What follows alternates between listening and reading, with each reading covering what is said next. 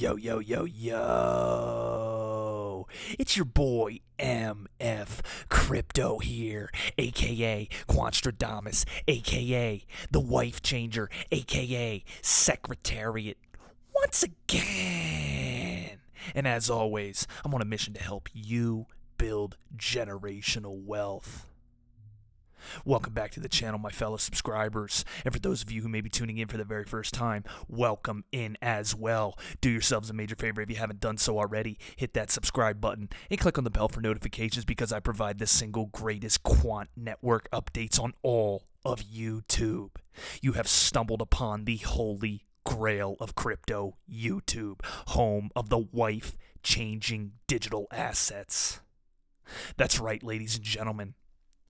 I'm out to change some wives here. So without any further ado, let's jump right into today's video. Quant Network Update. There can only be one GOD token, ladies and gentlemen, and that is Quant Network. As I've stated to you throughout the course and history of my channel, Quant Network is the GOD token, and Quantstradamus is here to shepherd the flock. So stick with me, ladies and gentlemen, through the good times and the bad. Currently, we are seeing a downward trajectory in the markets today. 130.92 on the daily, down 2.76%. We saw a steep and drastic decline from 134 down to a low of around 129.81. Ladies and gentlemen, as you know, I am bearish over the course of the next few months. The outlook is not good. The economic situation is dire. The Fed is tightening their monetary and fiscal policy here. But let's skip through all that hoopla because I've been over that. I don't want to beat a dead horse anymore. And you know, Secretariat is the lead horse. He is the winning horse. Ladies and gentlemen, let's hop right into an official article from the Quant Network team themselves. Quant bolsters DLT security and interoperability with secure asset transfer protocol by none other than the handsome devil himself, Andrew Carrier of the Quant Network executive team. Quant is among the participants of the recently approved IETF working group developing a new internet protocol which will make the transfer of digital assets more secure and DLT networks more interoperable. It's all about interoperability, ladies and gentlemen, and Quant Network has discovered the solution, the interoperability solution to connect any project and network, protocol, whatever. They connect it all, and that's why it is the network of networks. Alongside colleagues from MIT, IBM, EY, and others, we have put forward a charter that has led the Internet Engineering Task Force, or IETF, to form the Secure Asset Transfer Protocol, SATP, working group. The working group will develop the SATP, a new technical standard for the Internet. The protocol aims to enable the transfer of assets across DLT networks in a secure manner. This will be achieved in part through standardizing communication between networks and securing transactions across networks. They are securing transactions across networks, ladies and gentlemen. To put this in perspective, they are essentially going to be not only the interoperability link, but they will do payment processing as well and oversee it on their network. There is no limitation. The sky is the limit. This working group comes at a critical time for the digital asset community whose focus is on encouraging ease of movement of assets and the internet as it attempts to evolve into a modern, sophisticated internet of DLT networks which provide better security. Having the proposal officially designated a working group by the IETF is a great achievement and a reflection of Quant's commitment to security, said Claire Facer, product manager at Quant and co-chair of the SATP working group. We see a networks of networks future. How many times have I said it, ladies and gentlemen? Networks of networks, and they are going to be at the forefront. Quant Network, much larger than the current internet networks of today, transacting data, information, and value. If approved, the SATP will be a core infrastructure akin to today's internet routers operating within border gateway protocol. This is absolutely massive. Thomas Hardjono, you've heard that name on this channel before, director at MIT Internet Trust Consortium and member of the SATP working group, said, "We are very pleased and extremely grateful to the Quant team for supporting this IETF protocol development from the beginning. We're looking forward to working together to solve the intricate problems in digital assets." They are hard at work here, ladies and gentlemen. This is a team that is hardline focused to achieve maximum success. Gilbert Verdian is leading the charge. He has an incredible team of executives that are very well connected in the financial sector of this planet.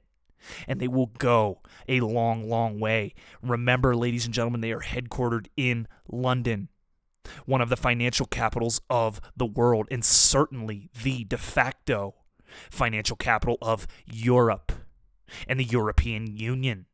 This cannot be understated. Let's slide over to the second incredible article from Quant Network's official website. Here I have for you today, Commercial Stablecoin Issuance, Part 2, Risks and Long-Term Vision. Also from that sexy SOB, Andrew Carrier, my dog.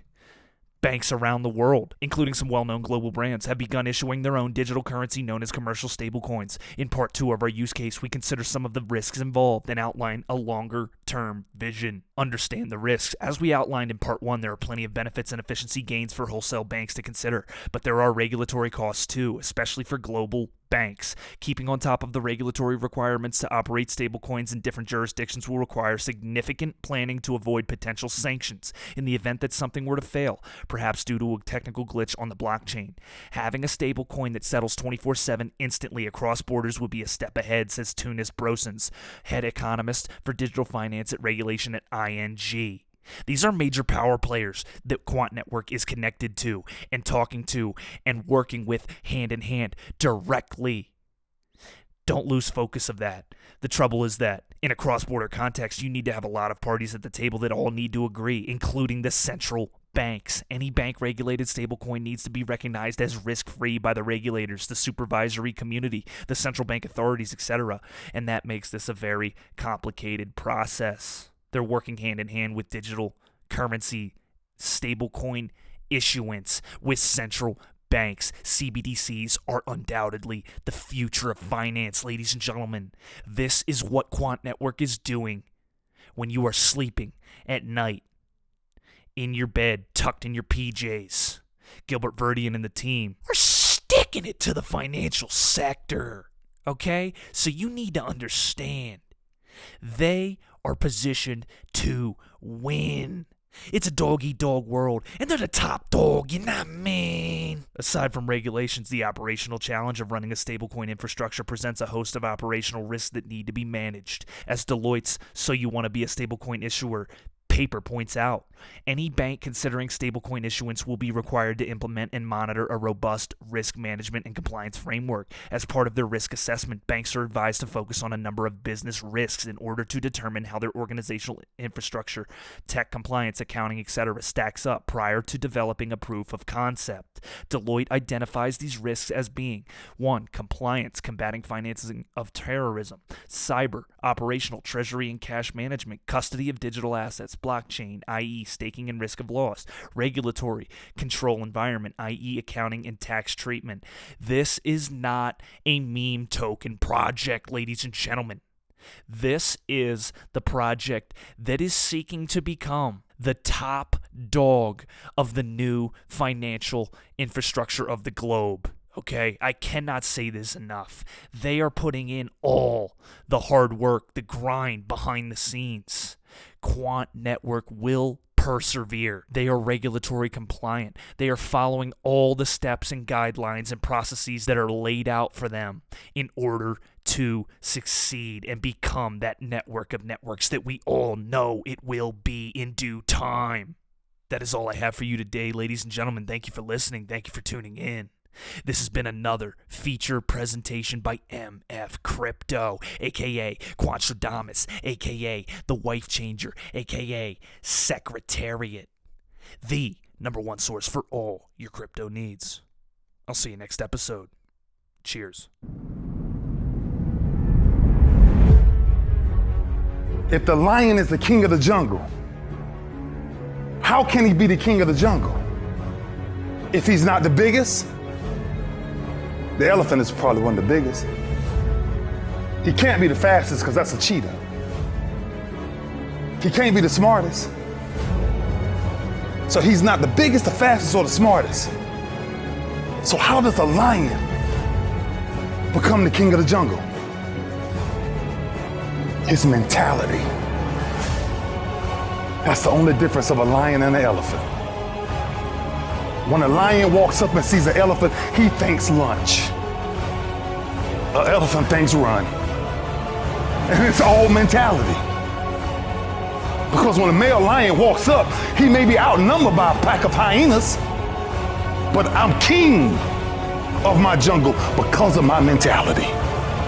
What happens when you're a gazelle and you're not being pushed, you're not being prodded, you're not given a reward, nobody's encouraging you? What happens when you're a gazelle and the lion's not chasing you anymore? You stop running.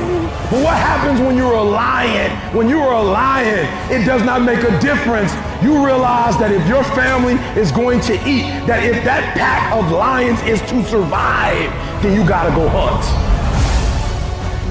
A part of being a beast just ain't eating a gazelle. A part of being a beast is the hunts. It's the hunt that they're excited about. They like to see the gazelles run. Then boom, they take off. Because real lions like to hunt. They love the process just as much as they love the prize. And some of y'all just want to score. You don't like the process. You're not in love with the process. A true hunter's goal is not the prize. A true hunter's goal is to hunt. That's what they live for. They live to hunt. They don't just live to catch it. It's the whole process. When you are a true hunter, you don't go by time, you go by the gazelle. When you are a true hunter, you hunt until you get a gazelle, and you don't stop until you get one. And then you get another, and then you get another, and you get another. If you're gonna do what you say you're gonna do, be what you say you're gonna be, you're gonna have to lion me out. You a gazelle, you're gonna come up short. You a gazelle, you're gonna have an average experience. You a student, I need you in lion mode. You an entrepreneur, I need you in lion mode. You trying to lose weight, lion mode. You can't do nothing significant in gazelle mode, nothing. Nothing impressive happens in gazelle mode. Nothing happens in run mode, give up mode, quit mode, scared mode, fearful mode, nothing happens. Everything happens in lion mode like I'm coming to get you.